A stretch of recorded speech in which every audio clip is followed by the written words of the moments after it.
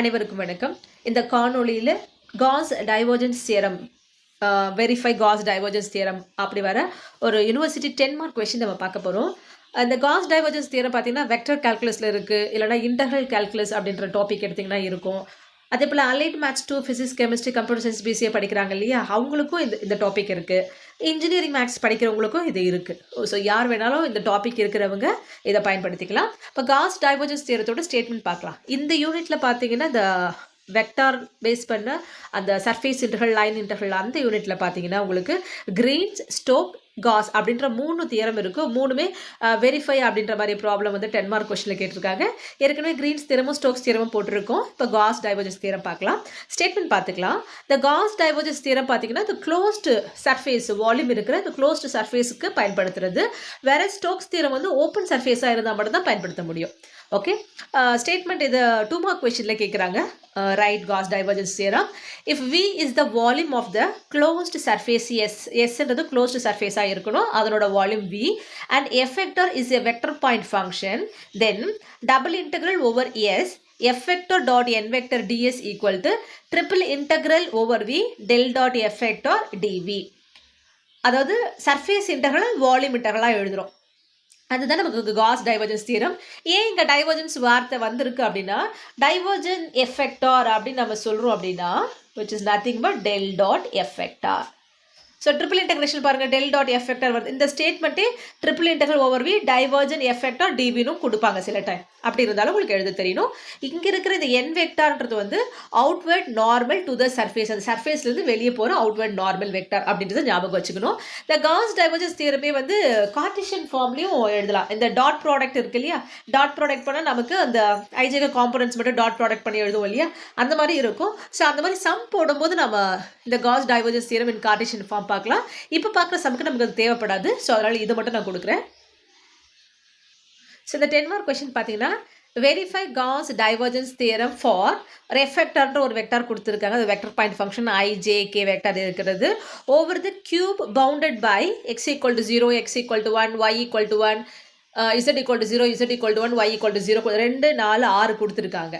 Okay, இது இருக்கட்டும். நான் அதை பற்றி உங்களுக்கு டயக்ராம் வரையும் போது நான் எக்ஸ்பிளைன் பண்ணுறேன்.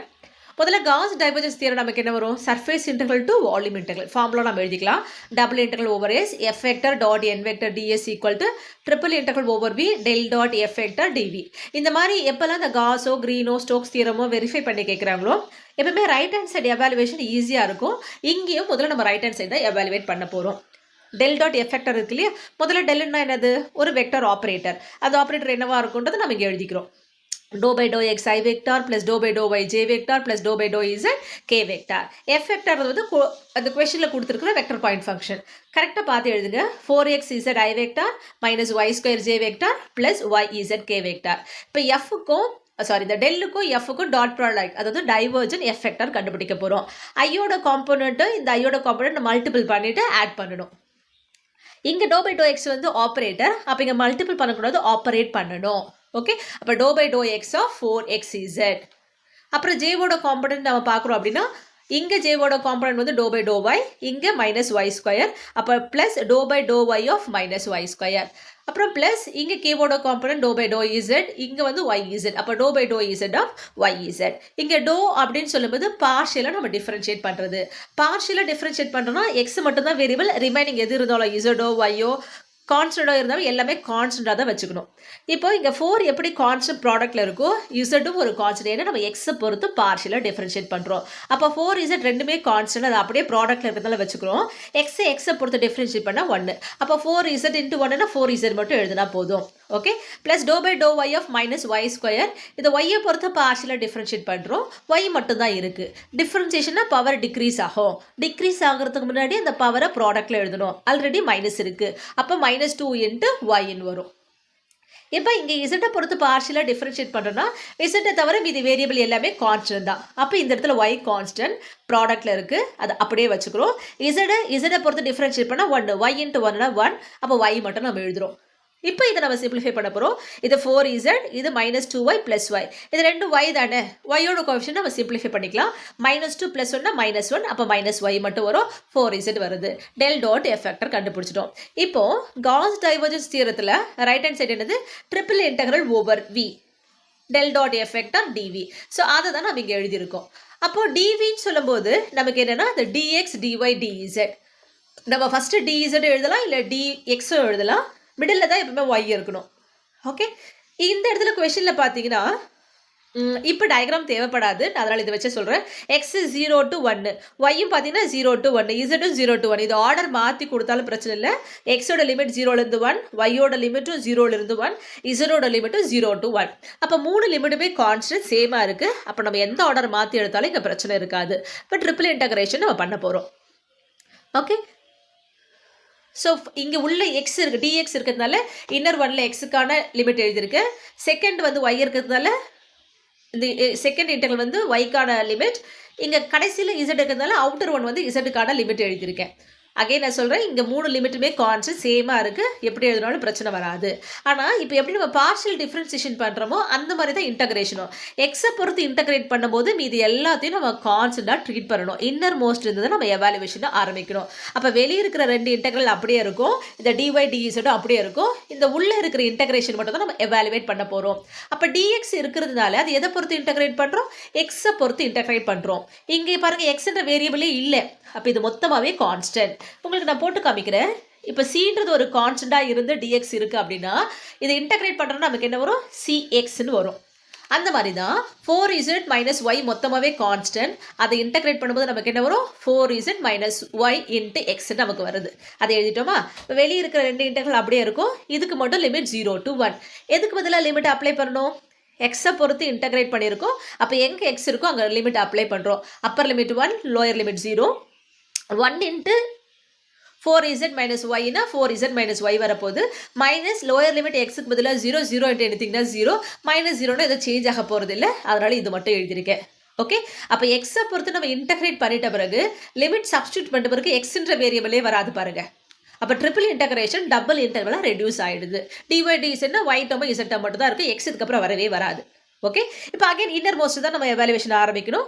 இங்கே உள்ளே இருக்கிறது டிஒய். அப்போ ஒய்யை பொறுத்து இன்டகிரேட் பண்ண போகிறோம். ஒய்யை பொறுத்து இன்டகிரேட் பண்ணும்போது எது கான்ஸ்டன்ட்? Z constant. இது ஒரு டேர்ம் மைனஸ் இது ஒரு டேர்ம், 2 டேர்ம் அடிஷன் சப்ராக்ஷன் இருந்தால் தனித்தனியாக நம்ம இன்டகிரேட் பண்ணலாம். அப்போ 4z மொத்தமாகவே 4 கான்ஸ்டன்ட் மாதிரி இசட்டை ஒய்யை பொறுத்து இன்டகிரேட் பண்ணும்போது பார்ஷியல் டிஃபரன்சியேஷன் மாதிரி இந்த இன்டகிரேஷன் இந்த டபுள் பண்ணும்போது கான்ஸ்டன்ட்டாக ட்ரீட் பண்ணணும்னு சொன்னேன் இல்லையா? அப்போ 4z மொத்தமாகவே கான்ஸ்டன்ட், ஒய்யை பொறுத்து இன்டகிரேட் பண்ணணும் கான்ஸ்டன்ட் இன்ட்டு ஒய். அப்போ 4z இன்ட்டு ஒய். இங்கே எப்படி இன்டெக்ரல் சி டிஎக்ஸ் சொல்லணும் அந்த மாதிரி நீங்கள் இன்டெக்ரல் சி டிஒய் சொல்கிறீங்க அப்படின்னா சி கான்ஸ்டன்ட்னா ஒய்யை பொறுத்து இன்டெகிரேட் பண்ணுறோம் அப்படின்னா அதாவது இது இருக்குது, அப்போ சி ஒய்ன்னு அர்த்தம். ஓகே, அதை தான் நம்ம இங்கே அப்ளை பண்ணியிருக்கோம். அப்போ 4z கான்ஸ்டன்ட், ஒய்யை பொறுத்து இன்டெகிரேட் பண்ணுறதால இன்ட்டு ஒய், மைனஸ் ஒய் இருக்கும்போது டிஃப்ரென்ஷியேட் பண்ணும்போது டிக்ரீஸ் ஆகும். இங்கே இன்டெகிரேட் பண்ணுறோம், பவர் இன்க்ரீஸ் ஆகும். எவ்வளோ இன்க்ரீஸ் ஆகும்? 1 இன்க்ரீஸ் ஆகும். ஆல்ரெடி இங்கே பவர் 1 இருக்கிறதுனால 1 + 1 2. அப்போ ஒய் ஸ்கொயர் இன்க்ரீஸ் பண்ணிட்ட பிறகு வர பவரை டினாமினேட்டரில் எழுதுறோம். அப்போ பை 2ன்னு எழுதிட்டுமா? இப்போ லிமிட் 0 to 1. எதுக்கு பதிலாக லிமிட் அப்ளை பண்ண போகிறோம்?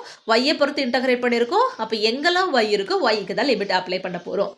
இந்த ஒய்க்கு பதிலாக 1 போடலாமா? இப்போ 4z minus 1 ஸ்கொயர்னா 1, 1/2 minus lower limit போகிறோன்னா ப்ராடக்ட்ல இங்கே ஒய் இருக்குது 0 ஆகிடும், இதுவும் 0 ஆகிடும். அப்போது நமக்கு என்ன வருது பாருங்கள்? 4z minus 1/2 dz integral 0 to 1. எப்படி நம்ம முதல்ல எக்ஸை பொறுத்து இன்டெகிரேட் பண்ணி சப்ஸ்டியூட் பண்ணிட்ட பிறகு எக்ஸே வராமல் டபுள் இன்டெக்ரலாக வந்துச்சோ, இப்போ ஒய்யை பொறுத்து இன்டெகிரேட் பண்ணிட்ட பிறகு லிமிட் சப்ஸ்டியூட் பண்ணிட்ட பிறகு ஒய்யே வராது. அப்போ டபுள் இன்டெகிரேஷன் சிங்கிள் இன்டெகிரேஷனாக ரெடியூஸ் ஆகிடும். அப்போ சிங்கிள் வேரியபிள் இசடும் கான்ஸ்டன்ட் மட்டும் தான் இருக்கும், எக்ஸ் ஒய்யெல்லாம் கண்டிப்பாக வராது. அப்படி வந்துச்சுன்னா நம்ம ஏதோ தப்பு பண்ணியிருக்கோன்றதை நம்ம புரிஞ்சுக்கலாம். ஓகே, இப்போ நம்ம இதை இசட்டை பொறுத்து நம்ம இன்டெகிரேட் பண்ண போகிறோம். 4 கான்ஸ்டன்ட், இசட்டை இன்டெகிரேட் பண்ணும்போது பவர் இன்க்ரீஸ் ஆகும், 1 இன்க்ரீஸ் ஆகும். இங்கே 1 இருக்குது, 1 + 1 2. அப்போ 4z² மைனஸ் 1/2 இசட்டை பொறுத்து இன்டெகிரேட் பண்ணுறோம். லைக் 1/2 வந்து கான்ஸ்டன்ட், அப்போ கான்ஸ்டன்ட் இன்ட்டு வேரியபிள். அப்போ 1/2 இன்ட்டு இசட்னா minus z/2. Limit 0 to 1, upper minus lower limit replace பண்ண போகிறோம். இசட்டுக்கு பதிலாக 1 சப்ஸ்டியூட் பண்ணுங்கள். 1 ஸ்கொயர் இஸ் 1, 1 இன்ட்டு 4னா 4, 4/2 மைனஸ் 1/2. 4/2 2ஆல் கேன்சல் பண்ணும்போது 2 மைனஸ் 1/2ன்னு வரும். 2 மைனஸ் 1/2 இருக்குன்னா 2 மைனஸ் 1/2 இருக்குது. எல்சிஎம் எடுத்து நம்ம சிம்பிளிஃபை பண்ணுறோம். எல்சிஎம் வந்து 2. அப்போ 2 எல்சிஎம் எடுத்திங்கன்னா 2 2s are 4 வரும் இல்லையா? அப்போ 4 மைனஸ் 1/2, 4 மைனஸ் 1னா 3/2. அப்போ ஆர்ஹெச்எஸோட ஆன்சர் என்ன வந்திருக்குன்னா 3/2. ஆனால் கொஷின் வந்து உங்களுக்கு என்னன்னா வெரிஃபை காஸ் டைவர்ஜன்ஸ் தியரம். இப்போ நாம எல்ஹெச்எஸ் நம்ம கண்டுபிடிக்கணும். இப்போ எல்ஹெச்எஸ்ன்றது என்னன்னா டபுள் இன்டெக்ரல் சர்ஃபேஸ் வர்றது. இப்போ இந்த டபுள் இன்டெக்ரல் இதை பண்ணும்போது தான் நமக்கு என்ன வேணும், டயக்ராம் தேவைப்படுது. இப்போ டயக்ராம் எப்படின்னு நான் உங்களுக்கு சொல்கிறேன். கியூப் அப்படின்னு சொல்லியிருக்காங்க இல்லையா, ஆக்சுவலாக ஸ்கொயர் வந்து 2 டைமென்ஷன். அந்த ஸ்கொயரில் இருக்கிற ஒரு பாக்ஸாக எடுக்குதுன்னா அதுதான் கியூப் அப்படின்னு சொல்லுவோம். இப்போ நம்ம இந்த டயக்ராம் எப்படி வரணும்னு நான் சொல்கிறேன். முதல்ல ஒரு ஸ்கொயர் வரைஞ்சிக்கோங்க. நான் ஃப்ரீ அண்ட் டயக்ராம் மாதிரி வரைகிறேன். பட் 4 சைடும் ஈக்குவலாக வர மாதிரி வரைஞ்சிக்கிறேன். ரைட்டா? இப்போ இதனோட மிடில் போர்ஷன் எடுக்கிறேன். இதனோட மிடில் இங்கே அதே சேம் சைஸில் இருக்க ஸ்கொயர் வரையணும். அந்த ஸ்கொயரோட மிடில் இங்கே வரணும். வரைஞ்சிட்டேன்னா இப்போ என்ன பண்ணுங்க, இந்த எண்டை வந்து ஜாயின் பண்ணிக்கோங்க. இதுதான் கியூப். கரெக்டா? இப்போ நமக்கு இதில் இந்த 3 ஃபேஸும் இன்டர்செக்ட் ஆகிற இந்த பாயிண்ட்டை தான் நம்ம ஆரிஜின் எடுக்க போகிறோம், ஓன் எடுக்க போகிறோம். அப்போது இங்கே வழக்கமாக நம்ம என்ன பண்ணுவோம், இது எக்ஸ் ஆக்சிஸ்ன்னு எடுத்தால் இது வந்து ஒய் ஆக்சிஸ், இது வந்து இசட் ஆக்சிஸ். ஓகே, இப்போ இந்த ஃபேஸ் இருக்குது பாருங்க. முதல்ல இங்கே நம்ம வெளியே இருக்கிற மாதிரி இது ஒரு ஃபேஸ் இங்கே இருக்குது. இந்த எக்ஸை இன்டர்செக்ட் பண்ணுற மாதிரி ஒரு ஃபேஸ் இருக்கா, இதுக்கு ஆப்போசிட்டாக இருக்கிறது ஒரு ஃபேஸ். இங்கே பாருங்க, முதல்ல இந்த ஆப்போசிட்டாக இருக்கிற ஃபேஸ் இருக்கு இல்லையா, நான் வேணா உங்களுக்கு எப்படி, அதாவது இங்கே உள்ளே இருக்கிற ஃபேஸ், இந்த ஃபேஸ் பார்த்தீங்கன்னா YZ பிளேனில் இருக்குது. YZ பிளேன்னா x0. அப்போ இந்த பிளேனோட ஈக்குவேஷன் பார்த்தீங்கன்னா x = 0. இது ஆப்போசிட்டில் நம்மளை ஃபேஸ் பண்ண மாதிரி இந்த ஃபேஸ் இருக்குது இல்லையா, இது ஆரிஜின்லேருந்து ஒரு டிஸ்டன்ஸில் இருக்குது. இதுதான் என்னது உங்களுக்கு x = a. ஓகே, அப்போ இந்த பிளேன் x ஏனா ரிமைனிங்கில் 0வாக இருக்குன்னு அர்த்தம். அப்போ இந்த பாயிண்ட் எப்படி எதுனா a, 0, 0. அப்போ இந்த ஃபேஸோட ஈக்குவேஷன் x = aன்னு அர்த்தம். ரைட்டா? அதே போல் y இன்டர்செக்ட் பண்ணுற இந்த சைடில் இருக்குது பார்த்தீங்கன்னா, இந்த ஃபேஸ் ஆரிஜின்லேருந்து a டிஸ்டன்ஸில் இருக்குது, y தான் a. அப்போ இங்கே x0, z0, y மட்டும் ஏவா இருக்குன்னு அர்த்தம். அப்போ இது y = aனா இந்த ஃபேஸ் இந்த இடம் இருக்கு இல்லையா, இது எங்கே இருக்குது பாருங்க, xz பிளேனில் இருக்குது. அப்போ இது y = 0. இந்த ஃபேஸ் y = 0னா இதுக்கு ஆப்போசிட்டில் இருக்கிறது y = a. அதே போல் எது z = 0 வரும்னு சொல்லுங்கள், XY பிளேனில் உட்காந்துட்டு இருக்கு இல்லையா, இதுதான் z = 0. அப்போ இதுக்கு மேலே இந்த ஃபேஸ் இருக்குல்ல, இதுதான் z = a. அப்போ 6 ஃபேஸ் நமக்கு கிடச்சிச்சா, 6தோட ஈக்குவேஷன் இருக்குது. இதை நம்ம நேம் பண்ண போகிறோம். நீங்கள் எப்படி வேணாலும் நேம் பண்ணிக்கோங்க. என்ன நேம் பண்ணுறீங்களோ அதை ப்ராப்பராக எடுத்து எழுதுங்க. இது ஓனா, இது ABCDEFG. இல்லைன்னா நீங்கள் D இங்கே E வந்து FG கூட எழுதலாம். என்ன எழுதுறீங்களோ அதை ஃபாலோ பண்ணிக்கோங்க. ரைட், இப்போ நம்ம இங்கே இது உங்களுக்கு வரைஞ்சி காமிச்சிருக்கேன். இப்போ நான் இங்கே போட்டதுக்கு போய்க்கலாம். இப்போ இந்த படத்தில் உங்களுக்கு கிளியராக புரியும்னு நினைக்கிறேன். ஓகே, இந்த ஃபேஸ் வந்து x = 0. இது ஆப்போசிட்டில் இருக்கிற ஃபேஸ்னா ABFG. இது வந்து x = 0. கரெக்டா? இப்போ இந்த டாட் லைன் வச்சுருக்கோம் பார்த்தீங்களா, இது எங்கே இருக்குது, XZ பிளேனில் இருக்குது. இது y = 0. இதுக்கு ஆப்போசிட்டில் இருக்கிற ஃபேஸ் வந்து எது BCDG. இதனோட ஈக்குவேஷன் y = a. ரைட்? கீழே இருக்கிறது OABC வந்து z = 0. அப்போ மேலே டாப்பில் இருக்கிறது z = a. ரைட்டா? இதுதான் இந்த கியூப். 6 ஃபேஸ் வரைஞ்சிட்டோம். 6மே க்ளோஸ்டாக இருக்குது உங்களுக்கு. ரைட்டா? அப்போ 6 சர்ஃபேஸ் இருக்குது. ஒவ்வொரு சர்ஃபேஸ்லையும் ஒவ்வொன்று நம்ம டபுள் இன்டெக்ரல் கண்டுபிடிக்க போகிறோன்னு அர்த்தம். கிவன் ஈக்குவேஷனில் இருக்கிற அந்த வெக்டர் பாயிண்ட் ஃபங்க்ஷன் எஃபெக்டாக எழுதிக்கிட்டேன்.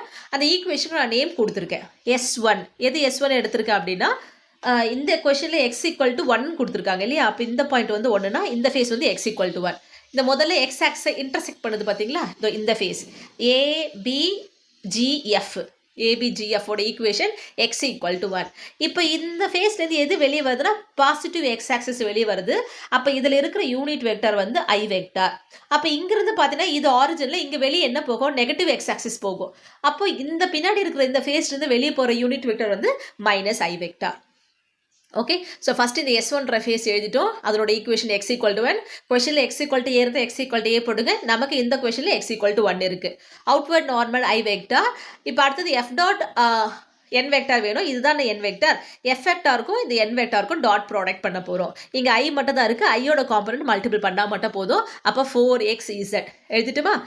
இதில் இந்த எக்ஸோட ஏன்னா இது சர்ஃபேஸ் இன்டெக்ரல் டபுள் இன்டெக்ரல் இல்லையா, 2 வேரியபிள் தான் வரணும். அப்போ x = 1 இல்லையா, எக்ஸுக்கு பதிலாக 1ன்னு சப்ஸ்டியூட் பண்ணுங்கள். அப்போ 4z நமக்கு வந்துடும்.